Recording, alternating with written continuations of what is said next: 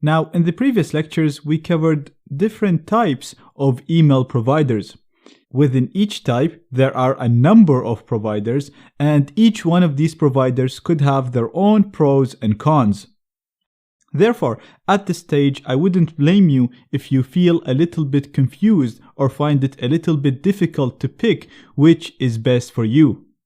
Now, the reason why I covered so many different types, because I think each one of these types is different from the other, and knowing all of these types can be very, very useful because you'll be able to pick which is best based on your scenario. So, as I mentioned at the start of this section, when you want to pick an email service, you want to keep two main things in your mind. Why do you want to use this service, and what's your threat model? Who might be trying to de-anonymize you or discover your location? Keeping that in mind, and in order to revise and make it easier for you to pick a good email provider based on your scenario, I made this simple table that summarizes everything we talked about so far. Now, the main thing you keep in mind is, as we go down in this table, the provider type will be more private, more secure, and therefore more anonymous, but it will have less features. So like I said, it all comes down to why you want to use it for and what's your threat model. So the first type of providers we had a look on were the common services such as Gmail, Hotmail, Yahoo Mail, and all of that. These email providers can send emails to the ClearNet and to the Darknet, as we saw.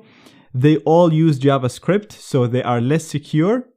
We know that they heavily track you and log everything you do, so they are not private. Like I said, if you really want to use these, you want to make sure that you use fake identity and never communicate with your own email addresses or any other email addresses that can link to your real identity. They do not offer a hidden onion service link, and they do use HTTPS encryption. So these were the base. Then the other example we had was the temporary emails, which in my opinion can be very, very useful in so many scenarios. Like we said, they don't require any personal information to sign up. There is no sign up. You literally get an inbox straight away and you can use it. So you can have unlimited number of emails. Because you're never asked to sign up, they are more private and more anonymous than the normal email providers. They do use JavaScript, so again, they're not as secure as possible. They might be logging you, but the cool thing is some of them offer a hidden service, so you never need to exit the Tor network when you're using them, and they also use HTTPS to add an extra layer of encryption. So this is a really, really good option if you know what you're doing. If you just want a temporary email to send something quickly, to receive something quickly, and this will actually be destroyed once you're done with it. So it can be anonymous enough. It can be great in so many scenarios, again, if you're trying to just bypass a registration form and so on. The next email providers that we had a look on were the privacy-focused, or what I called hybrid services. So they can communicate with ClearNet and Darknet services. They have a lot of nice features. What really differentiates them from the common services such as Gmail, Yahoo, and all of that is the fact that they will not track you, they won't be logging your movement, they don't require personal information. Like I said, these are privacy focused. Some of them will even have a Darknet address, so again, you can access them without exiting the Tor network, which will improve your privacy and anonymity. Some of them use end-to-end encryption. Again, in our example, ProtonMail uses end-to-end encryption. So like I said, even if they wanted to see what you're doing, they won't be able to see it.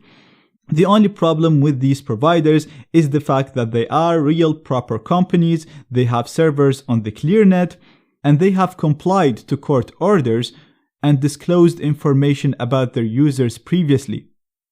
Now, like I said, they keep no logs and they require no personal information, and they use end-to-end encryption, so the amount of information they can share is limited because they don't know a lot. But again, the fact that they do comply sometimes puts them in second place in terms of anonymity. The other thing that you want to keep in mind is the fact that they require JavaScript. So when you use them, you need to have your security settings in the Tor browser to medium, which is not very secure. But if you're using ProtonMail or any other reputable email provider, and if that email provider is using HTTPS, then it is secure enough to enable JavaScript in the medium level. But again, this is still not as secure and as anonymous as possible. This led us to the last email providers, which are completely available on the darknet. They have no clear net addresses. So again, when you use them, you never exit the Tor network. This increases your privacy and anonymity. They also do not require JavaScript. So you can put your security settings to the highest, where JavaScript and all of the other features of the browser are disabled. That can be used to reduce your security or de-anonymize you. Some of these providers allow you to communicate with both ClearNet and Darknet addresses, such as Elude.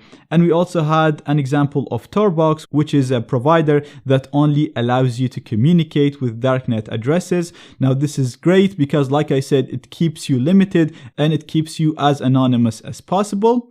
Now, it goes without saying that none of these services track you, none of them keep logs. Because they run as Onion services, they make full use of the privacy provided by Tor, and on top of that, some providers such as Elude provides end-to-end encryption and even personally encrypt the storage that stores your emails.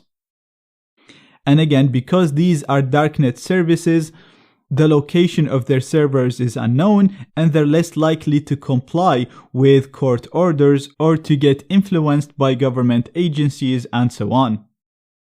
Now, like I said, the examples that I'm giving you in here, these are just single examples of the categories that we see here on the left.